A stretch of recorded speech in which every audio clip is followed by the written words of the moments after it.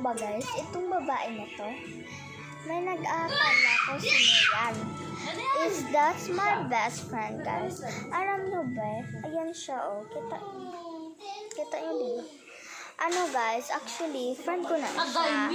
Nakita ko sa ano guys, TikTok niya, Duyag Aliyah. Nakita ko, her BFF would be Kiara. Pero sana tanong na lang ako.